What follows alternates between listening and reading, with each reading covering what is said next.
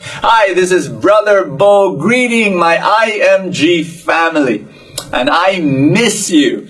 And I should be there with you right now, but I'm in Australia. I'm preaching to the feasts in Sydney, Brisbane, and Melbourne.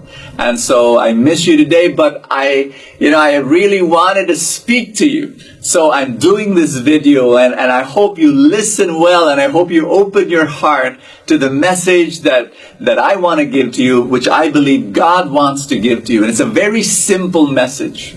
I was preparing about this whole course on entrepreneurship, and then it shocked me when I realized something. It just blew my mind. A light bulb came as I was reading the life of Jesus, and I said, wow, I never thought of it that way, that Jesus was a businessman. For the longest time, spiritual people are supposed to be focused on heaven and focused on God and focused on religion and focused on prayer and focused on the Bible and not about money and not about business. But Jesus himself, I realize now, was a businessman. How long? He spent more years as a businessman than he spent years preaching, healing, and driving out demons.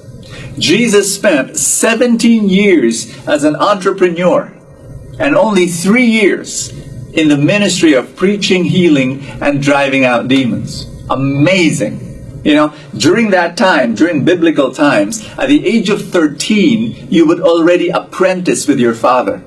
And in Mark chapter 6, verse 33, when Jesus was already preaching, the people said, hey, wait a minute, is he not the carpenter? Didn't he? Wasn't just a few years ago he repaired our jacuzzi? He repaired our 2-car garage? I'm just kidding. But they saw him as that carpenter. Now, Jesus, think about it. He did the normal stuff of marketing his services, of accounting, of collecting payments, of answering complaints from customers, and paying taxes. He was doing all that. He was designing and repairing and selling his services. Jesus, he sanctified business. So my point to you is this. IMG family, I want you to be happy that God has blessed you with your business. Your service, your product is the financial freedom, financial well-being of your customer. That's what you want. That's what you're selling. And you go out there with pride. You go out there with joy. There's nothing to be ashamed of a business. This is your business. And I pray that God prosper you. The other thing I want to share with you is this. In a business, there are ups and there are downs. And I'm sure that you've gone through your downs. And the way I want you to look at your downs, I want to change your perspective. King David, before he became king, he was a young man who fought Goliath. And before he fought Goliath, he was but a shepherd. He was a lowly shepherd. Today when you say shepherd, you got this nice, cute, wonderful, nostalgic picture of a guy with broad shoulders who looks like Brad Pitt, carrying a lamb over his shoulder. During that time, they looked down at shepherds. He was the common laborer. He was not very nice, and then he was muddy and dirty and smelly. Anyway, David was a shepherd.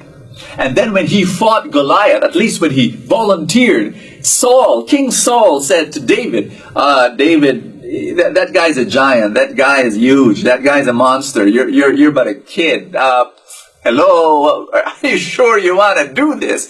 David said, I fought and defeated the bear and the lion when I was a shepherd. I love that when he said that. You know why? Because you do not win the battle in the battlefield. You win the battle before the battle begins.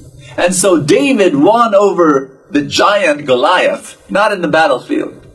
David won over Goliath when he fought the lion and the bear and defeated them as a shepherd.